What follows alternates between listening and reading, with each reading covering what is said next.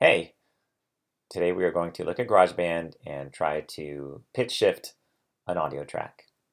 So, the first thing I'm going to do is open up an empty project.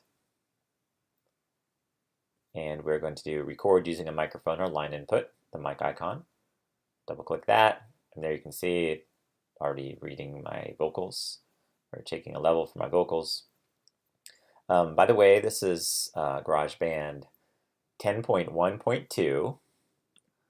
And we have to do a few things with the preferences first. So if you open your file, go to your preferences, or before even, and make sure that this effects audio units is checked. So I'm under the audio MIDI tab in my GarageBand preferences. This is now checked. I can turn it off. All right, let's think of something clever to say while I record. Okay, put me on the spot. Jeff, think of something very clever to say right now. Okay, that's gonna have to do. Think of something very clever to say right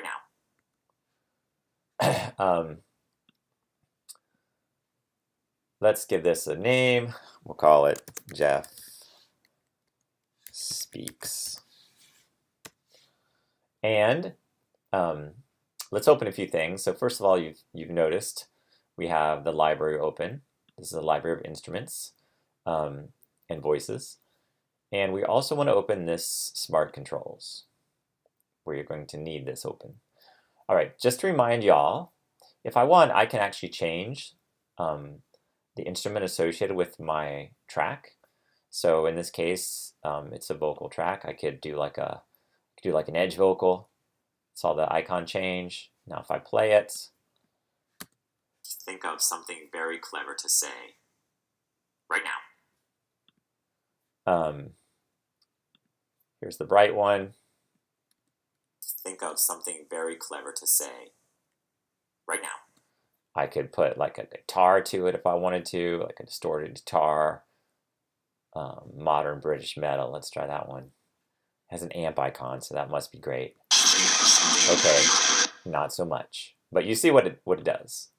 Let's go back to the voice and stick with bright vocal for a second. Okay, I'm also going to turn on this little info button, all right, because it shows me some of the plugins that are available down here, where I can, change the echo of the track if I want to, and the reverb. Let's just turn both of those up. Think of something very clever to say right now. You can really hear that echo, right? But more importantly, watch what happens. Here? Look right here, because this is sort of buried, which is why I'm doing this tutorial. See that gray spot right there? Watch, when I go from bright vocal to classic vocal, a little icon appears. Compressed vocal, it's there too. Dance vocal, edge vocal disappears. All right, so under some of these, we have that icon, and that actually is an icon for something called Stompbox. So we are going to open Stompbox. Obviously, we're going to keep classic vocal there, and when we open Stompbox, let me drag this over, it's on my other screen. It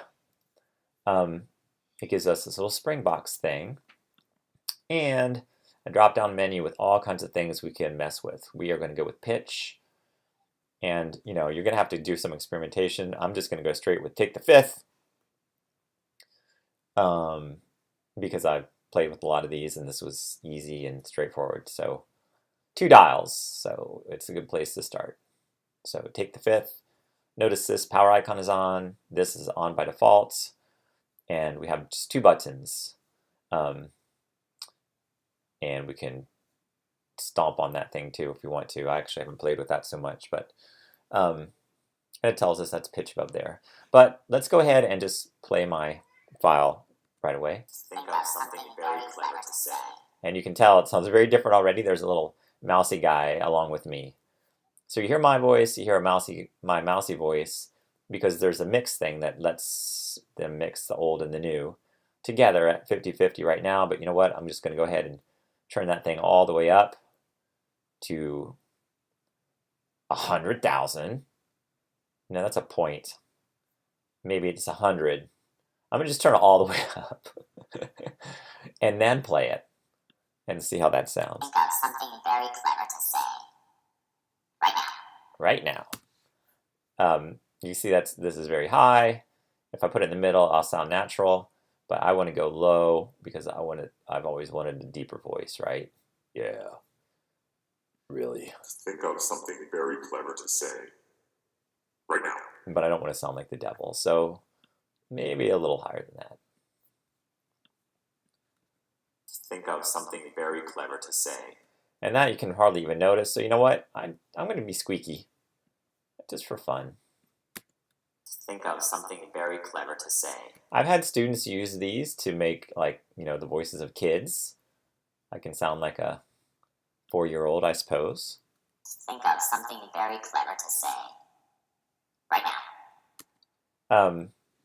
Anyway, that's how you can shift pitch in GarageBand. And as a reminder, there's all kinds of stuff you can play with in here. So have some fun, explore, learn. It'll be very enjoyable, trust me. GarageBand is a very fun program. All right, I'm going to close this window. Just remind you that when you save it, you're only saving it as a band file.